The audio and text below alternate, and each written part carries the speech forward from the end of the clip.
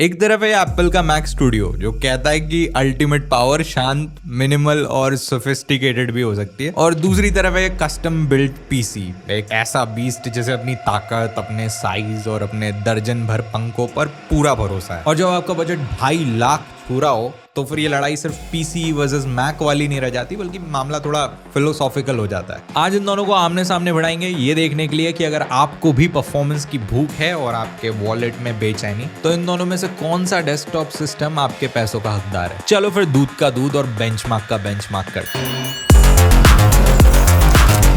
तो शुरुआत करने से पहले दोनों कंटेंडर्स के स्पेक्स देख लेते हैं। मैक स्टूडियो के कॉर्नर में एप्पल की M2 Max चिप जो कि 12 CPU कोर्स और 30 GPU कोर्स के साथ आती है। यहाँ कोई डेडिकेटेड GPU नहीं आता, जो भी है सब SoC में ही है। 64 GB की यूनिफाइड मेमोरी जिसे दुनिया प्यार से रैम बुलाती है, और 1 TB की सुपर फास्ट SSD। प्राइस सिर्फ 2.5 लाख रुपए। और दूसरे कॉर्नर में हमारा कस्टम पीसी जिसमें AMD का Ryzen 9 9900X प्रोसेसर है, जो कि एक 12 कोर 24 थ्रेड प्रोसेसर है। GPU के लिए हमने Nvidia का RTX 5070 Ti लगाया हुआ है। रैम में हमने 64 GB DDR5 रैम लगाई है, 6000 मेगा ट्रांसफर पर सेकंड वाली, और 2 TB की Gen 4 NVMe SSD। सब कुछ मिला के बेसिकली मदरबोर्ड वगैरह सारी चीजें मिला के हमें 2.3 लाख रुपीस का बिल्ड पड़ा है। अब मुझे पता है आप में से कुछ लोगों ने कॉमेंट्स में टाइप करना शुरू भी कर दिया होगा कि जब आयुष M4 Max और M3 Ultra जैसी चिप्स आ चुकी हैं तो ये M2 Max वाला मैक स्टूडियो क्यों? अब देखो, मैक स्टूडियो का जो रिलीज साइकिल है ना चिप रिलेटेड, ये बहुत वियर्ड कर रखा है एप्पल ने। शुरुआत M1 Max और M1 Ultra चिप से हुई थी, और उसके बाद M2 Max, M2 Ultra, और उसके बाद डायरेक्टली सीधे हम M4 Max और M3 Ultra पे आ गए। क्या ये कंपैरिजन इसलिए भी फेयर है क्योंकि ये सारे कंपोनेंट्स जो मैंने पीसी में लगाए हुए हैं M4 Max मैक स्टूडियो के लॉन्च होने से पहले आ गए थे। और बहाने असाइड असली रीजन तो यह है कि मेरे पास यही वाला मैक स्टूडियो था, और डॉक्टर्स ने बोला है पहले जख्म भर जाने दो, उसके बाद ही दूसरी किडनी।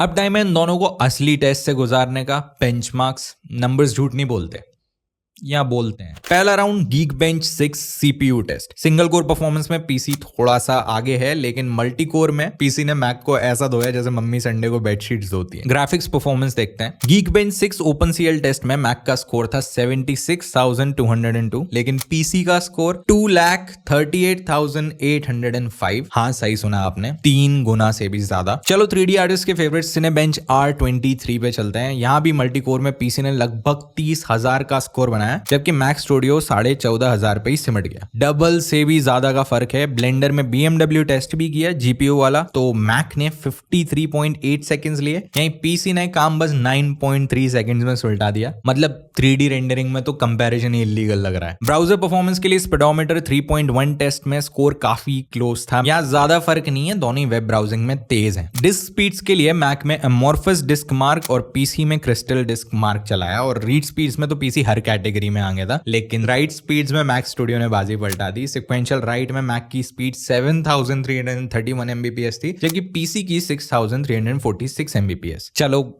कहीं तो नाक बचाई।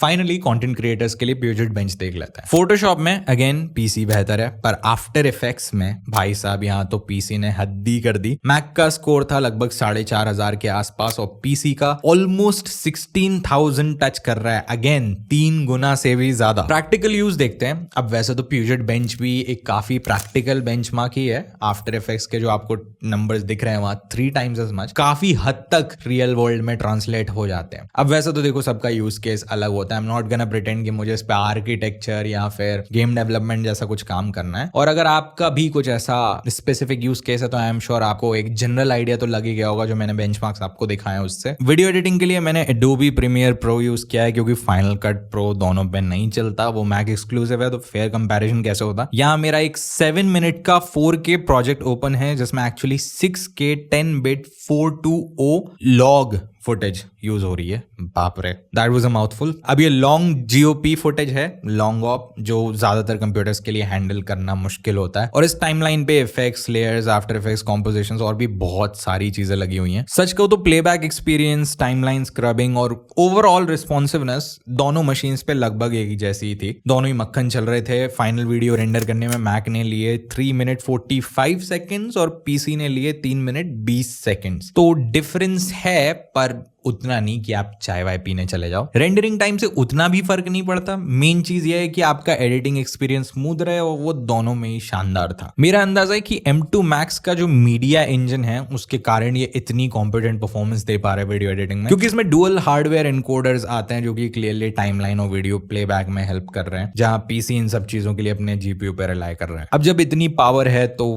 गर्मी भी होगी।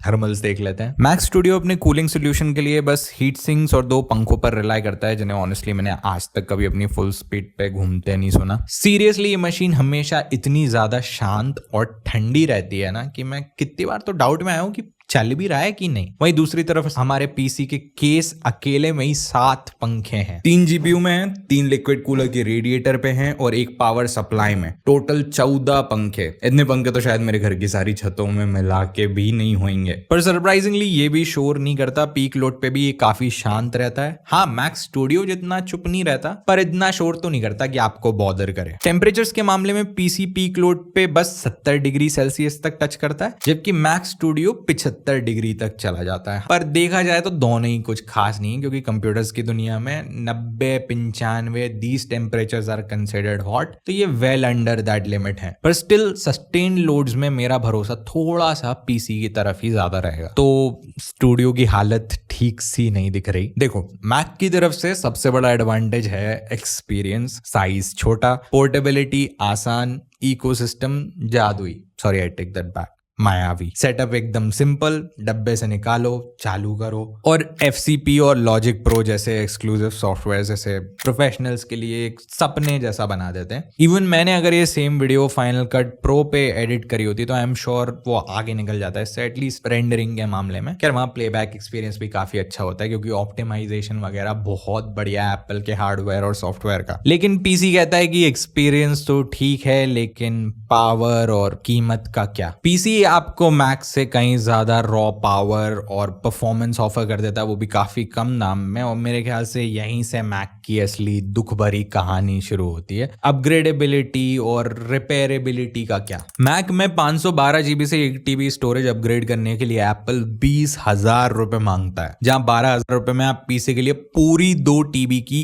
इवन फास्टर NVMe SSD ले सकते हो। रैम का भी यही हाल है। 32 से 64 GB तक ले जाने के लिए यू विल हैव टू पे 40,000 rupees just for the RAM. और नए वाले में तो और समझदारी है, 64 तक जाने के लिए पहले तो 30,000 दे के प्रोसेसर अपग्रेड करो, चाहिए या नहीं चाहिए उससे फर्क नहीं पड़ता। उसके बाद 20,000 भी दो, तब जाके you'll finally get 64 GB which will bring your bill to a bonkers 3 lakh rupees. जहां पीसी के लिए आपको 20-22 हजार रुपए में तो पूरी 64 GB DDR5 रैम मिल जाएगी। ऊपर से 17,000 रुपए आपको इसके एप्पल केयर प्लस के लिए देने ही देने हैं। उससे 3 साल की वारंटी एक्सटेंड हो जाएगी, क्योंकि देखो थर्ड पार्टी रिपेयर शॉप्स वाले ना ऐसे छूने भी नहीं वाले। वहीं पीसी में आप अपनी मनमर्जी के मालिक हो। कल को मैं चाहूं तो इस पे RTX 6080 लगा दूं, रैम बढ़ा के 128 कर दूं, और वारंटी रैम जैसी चीजों की तो लाइफ टाइम के लिए मिलती है, और अधिकतर दूसरे कंपोनेंट्स के साथ भी आपको सिग्निफिकेंट वारंटी मिल जाती है पहले से। हाँ, क्लेम करना अपने आप में अलग टैलेंट है। और गेमिंग प्लीज देखो, मैक पे गिनती के 3 या 4 AAA टाइटल्स होंगे मुश्किल से, वो भी ढंग से चलते नहीं है। तो यहाँ स्टूडियो वाली बात छोड़ो, अगर आपको गेम्स वेम ज्यादा खेलने का शौक है तो आप मैक से ही दूर रहो। तो आखिर